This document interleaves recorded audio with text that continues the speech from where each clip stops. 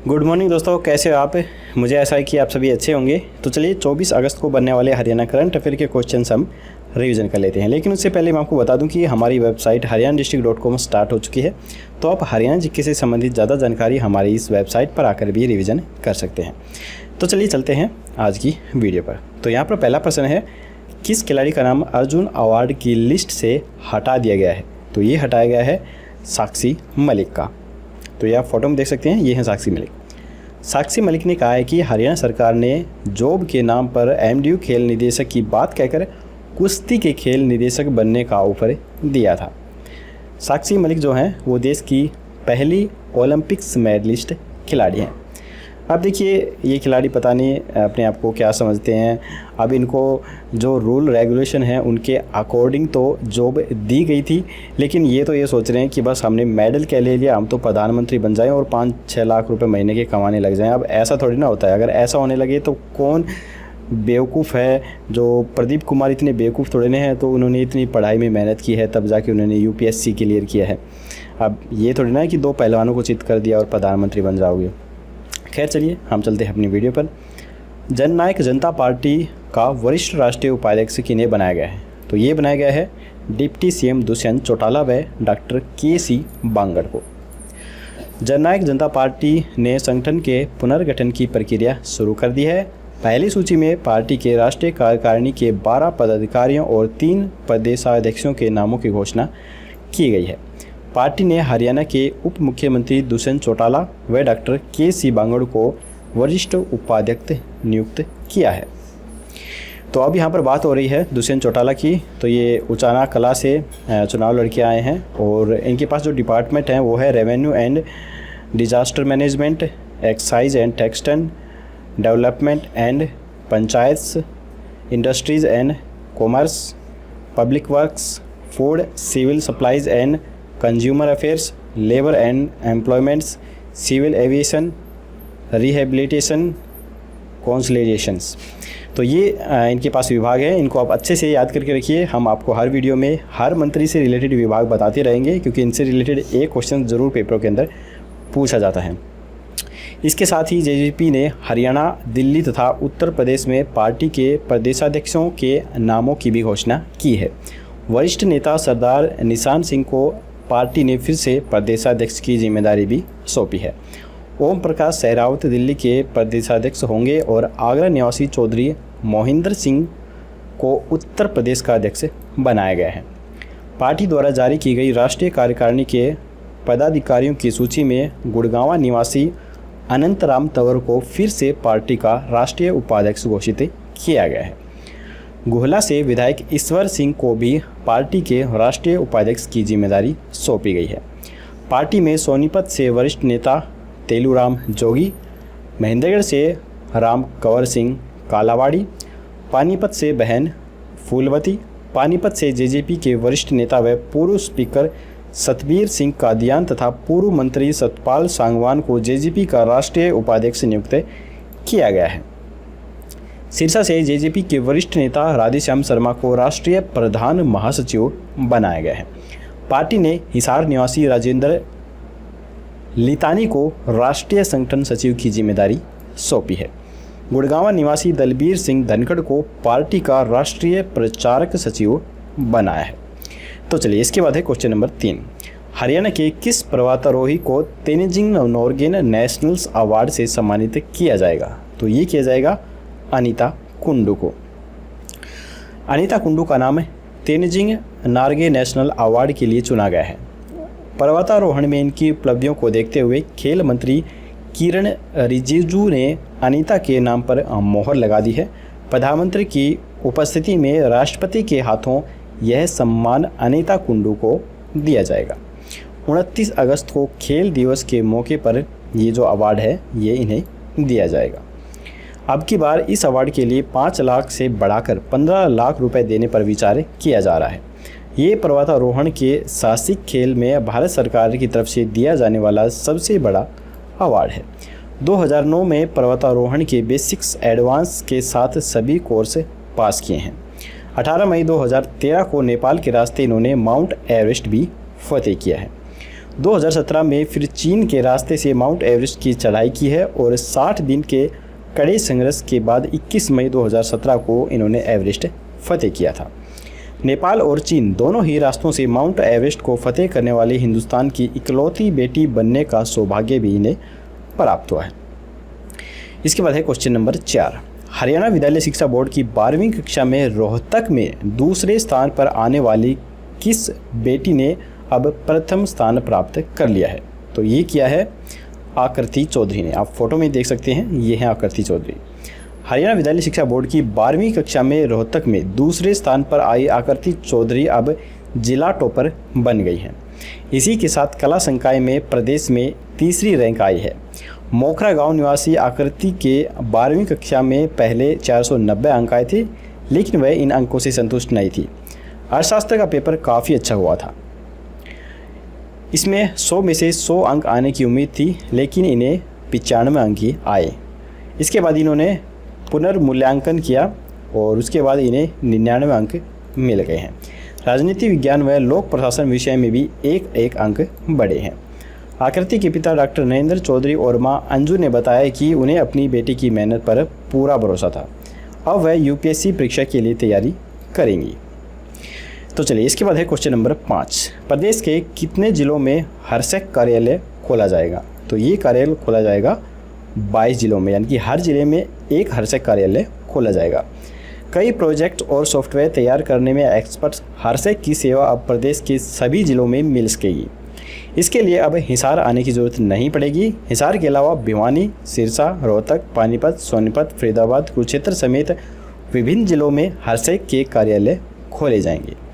हर्षक के director doctor VS आर्य ने बताया है कि प्रयास रहेगा कि सितंबर-अक्टूबर तक सभी जिलों में कार्यालय खोल दिए जाएंगे।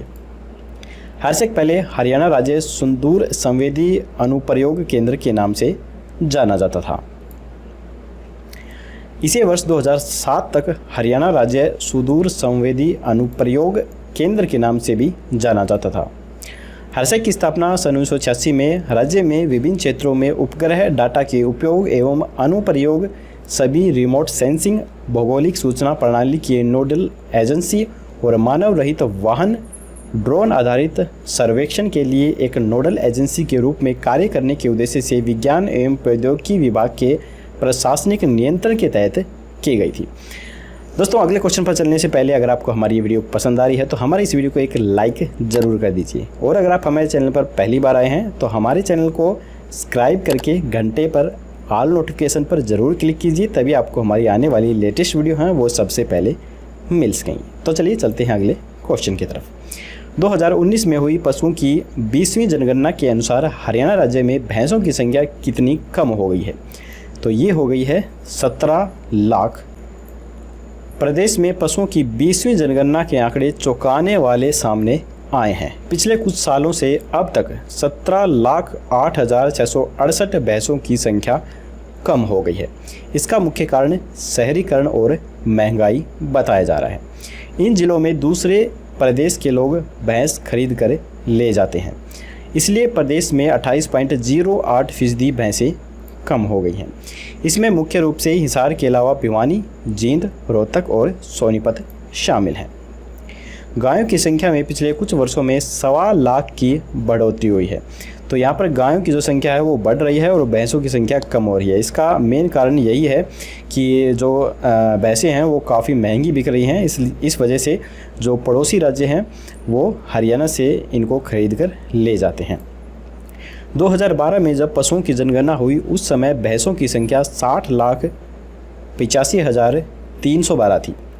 वर्तमान में भैंसों की संख्या 43,76,644 ही रह गई है।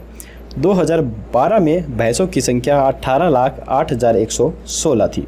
2019 में यह आंकड़ा 19,32,039 हो गया था। प्रदेश में इस बार गधे एवं कुत्तों की संख्या में भी काफ़ी गिरावट देखने को मिली है। इसके बाद है हरियाणा में पहली बार किस पशु की जनगणना की गई है? तो ये की गई है हाथी और खरगोश की। पशुपालन विभाग की तरफ से जारी प्रदेश में पहली बार खरगोश और हाथी की गणना करवाई गई है। इस गणना में सभी 22 जिलों में खरगोश मिले हैं। इसमें मेवात ज़िले में सबसे ज़्यादा 1963 और जींद में 1008 खरगोश मिले हैं, जबकि यमुनानगर में सबसे कम 13 खरगोश पाए गए हैं। रोहतक और चरखी दादरी में 14 खरगोश मिले हैं। इसी प्रकार हाथी के आंकड़ों पर नज़र डालें तो यमुनानगर में 4 और कुरुक्षेत्र में 1 हाथी मिला है। इसके बाद है सरकार के द्वारा बनाया जा रहा परिवार पहचान पत्र का क्या लाभ मिलेगा। तो यहाँ पर 2-3 लाभ आपको मिलने वाले हैं। डुप्लीकेसी होनी बंद हो जाएगी और बार बार प्रमाण पत्र आपको नहीं बनवाना होगा और कल्याणकारी योजनाओं का जो लाभ है वो सीधे आप तक पहुंच पाएगा। सरकार की ओर से लागू होने वाली योजनाओं का लाभ परिवार पहचान पत्र पोर्टल पर डाटा अपडेट होने के साथ ही पात्र लोगों को मिलेगा। डीसी यशेंद्र सिंह ने जिला से संबंधित एसडीएम को परिवार पहचान पत्र पोर्टल प्रक्रिया को अपडेट करने की जिम्मेदारी दी है। परिवार पहचान पत्र बनाने व उसके सत्यापन का कार्य जिला प्रशासन के अंतर्गत 25 अगस्त से 2 सितंबर तक सुबह 8 बजे से शाम 5 बजे तक विद्यालय प्रांगण में किया जाएगा। जिला शिक्षा अधिकारी को निर्देश दिए गए हैं कि जिला के राजकीय विद्यालयों में परिवार पहचान पत्र पोर्टल पर परिवार का डाटा अपडेट कराने के लिए कैंप लगाए जाएं। इसकी जानकारी अभिभावकों को अग्रिम रूप में देनी होगी। इस पहचान पत्र से ज़रूरतमंद नागरिकों को घर पर प्रदेश सरकार की जन कल्याणकारी योजनाओं का लाभ मिलेगा। पहचान पत्र जिसके पास है उसे बार बार प्रमाण पत्र बनवाना जरूरी नहीं है। फैमिली आईडी से किसी भी प्रकार की डुप्लीकेसी अब नहीं होगी। इसके बाद है हरियाणा के हर गांव में जैविक खेती को बढ़ावा देने के लिए सभी गांवों में किसके तहत बड़े गड्ढे खुदवाने का फैसला लिया गया है। तो ये फैसला लिया गया है मनरेगा के तहत। अब प्रदेश के हर गांव में जैविक खाद तैयार की जाएगी। इसके लिए सभी गांवों में मनरेगा के तहत बड़े गड्ढे खुदवाए जाएंगे जिसमें जैविक खाद को तैयार किया जाएगा। यह गड्ढे गाँव के घेर में, खाली स्थान पर, सड़क के किनारे, खेत आदि स्थानों पर खोदे जाएंगे। गड्ढे खोदने के बाद किसान उसमें अपने पशुओं का गोबर व घर का कूड़ा करकट डालेंगे जो कि बाद में जैविक खाद के रूप में बनाया जाएगा। यह खाद फसलों का उत्पादन बढ़ाने में कारगर सिद्ध होगी। तो यहाँ पर मनरेगा का जिक्र हो रहा है। तो मनरेगा की फुल फॉर्म है महात्मा गांधी राष्ट्रीय ग्रामीण रोजगार गारंटी अधिनियम। इसकी स्थापना सन 2006 के अंदर की गई थी और ये उस समय प्राइम मिनिस्टर रहे मनमोहन सिंह के द्वारा लॉन्च की गई थी। और ये जो मिनिस्ट्री है, मिनिस्ट्री ऑफ रूरल डेवलपमेंट से यह संबंधित है। तो चलिए इससे संबंधित और भी जान लेते हैं।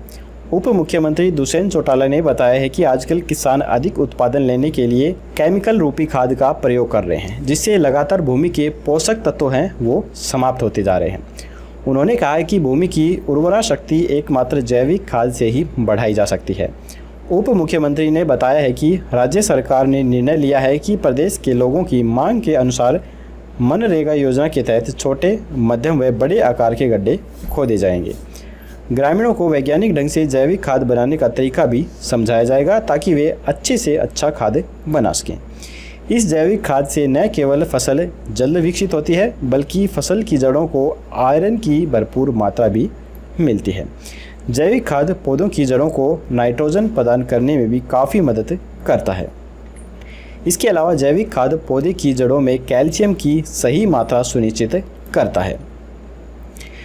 इसके बाद है हरियाणा सरकार ने हाल ही में कितने जिलों में हैंडलूम क्लस्टर के लिए कॉमन फैसिलिटी सेंटर स्थापित करने को मंजूरी प्रदान की है। तो ये की गई है 2 के अंदर। प्रदेश सरकार ने सिरसा में फर्नीचर और पानीपत में हैंडलूम क्लस्टर के लिए कॉमन फैसिलिटी सेंटर स्थापित करने को मंजूरी दी है। इससे बड़ी संख्या में औद्योगिक इकाइयां आधुनिक तकनीक से लाभान्वित भी हो सकेंगी। राज्य मिनी क्लस्टर विकास योजना के तहत गठित राज्य स्तरीय संचालन समिति की बैठक में इन दोनों CFC परियोजनाओं को मंजूरी दी गई है। इस योजना के तहत इन CFC में सामान्य सुविधाएं स्थापित करने के लिए राज्य सरकार 90% भी अनुदान देगी। दुष्यंत चौटाला के अनुसार 4.50 करोड़ रुपए से अधिक के निवेश वाले इन दोनों परियोजनाओं के डिजाइन व फिनिशिंग से संबंधित सामान्य सुविधाओं को स्थापित करने के लिए सरकार 3.50 करोड़ रुपए देगी। इसके बाद यह CFC अगले 6 महीने के भीतर स्थापित कर दिए जाएंगे। इससे संबंधित जिलों में रोजगार के कई अवसर पैदा होंगे, जबकि साथ ही इनसे हजारों सूक्ष्म इकाइयों को अपनी उत्पादन लागत कम करने और उत्पादन की गुणवत्ता में सुधार करने में भी फ़ायदा होगा। तो देखिए दोस्तों, हमारे करंट अफेयर यहाँ पर ख़त्म हो गए हैं। अब हम कल का क्वेश्चन देख लेते हैं। कल का क्वेश्चन था, हरियाणा लोक सेवा आयोग के नए चेयरमैन किन्हें बनाया गया है। तो काफ़ी सारे स्टूडेंट ने बिल्कुल सही आंसर दिया था। ये बनाया गया है रंजीत कुमार को। 2 नंबर हमारा राइट आंसर है। तो चलिए आज का क्वेश्चन देख लेते हैं। आज का क्वेश्चन है, हरियाणा के किस जिले में पेंशन धारकों के लिए मोबाइल डाक सेवा शुरू की गई है। तो यहाँ पर 4 ऑप्शन है, फरीदाबाद, गुरुग्राम, रोहतक और पंचकुला। आपको राइट आंसर हमें कमेंट बॉक्स में बताना है। कल की वीडियो में आपको इसका जवाब मिल जाएगा। तो दोस्तों, हमारी ये वीडियो यहीं पर ख़त्म होती है। अगर आपको वीडियो पसंद आई तो लाइक ज़रूर कीजिएगा और अपने दोस्तों के साथ शेयर करना बिल्कुल मत भूलिए। तो चलिए जल्दी ही मिलेंगे कल एक और वीडियो के साथ। तब तक के लिए जय हिंद, जय भारत।